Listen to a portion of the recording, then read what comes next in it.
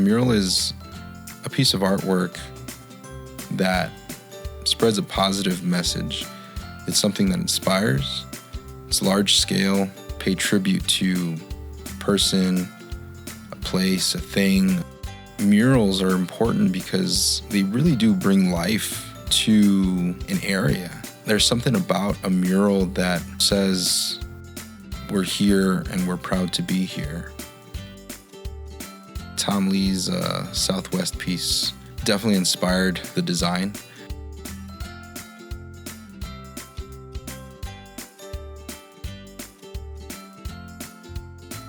Gather your group, your 3 to 4 team members. You'll want to basically assign tasks to each person in the group. One person will tackle the sky. One person will tackle the mountains. Someone will tackle the major plants in the foreground. And someone will be animals. You should have an idea of where your light source is. So the sun would be coming from the right side of the image. Now, it is important to work from the background to the foreground. I started out with construction paper, cutting them up into specific shapes. So first step, I am the sky person. You want to work usually from the background to the foreground. So here I'm trying to put together the sky and the different objects or elements that are making up the sky, creating really the atmosphere that's up there, the darker blues, the lighter blues, painting in some light orange to imply that maybe there's a sunset that's about to occur. Here I'm actually painting in this storm cloud, and actually that storm cloud can also be created with construction paper. Since I had painted it, I had to let that dry before I finished off the sky. I was definitely trying to mirror the imagery that Tom Lea had created. I think you see that especially in that storm cloud. And then I moved on to the mountain area. So I'm making my way down more towards the middle ground. So here I'm the mountain person.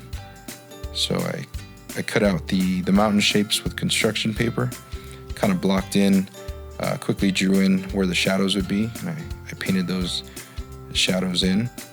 Created a few more of those mountains off to the side using brown construction paper.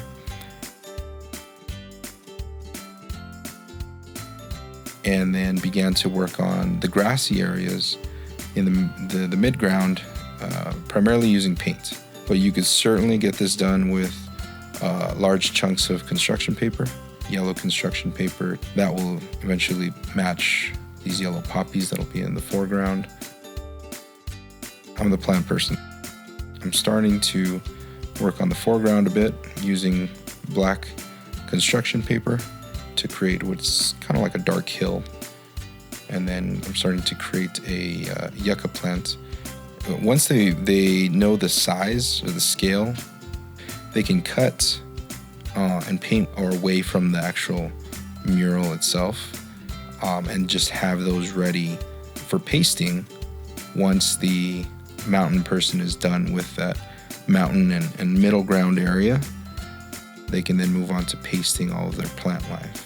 As the animal person, with the animals, it was a simple process. Get the rough idea for size, kind of sketch out a basic body shape, and then I blocked in the basic color for the animal.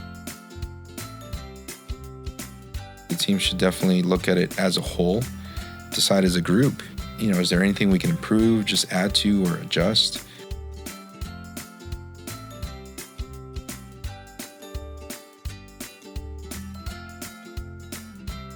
Tom Lea's Southwest mural was the foundation, the inspiration behind this.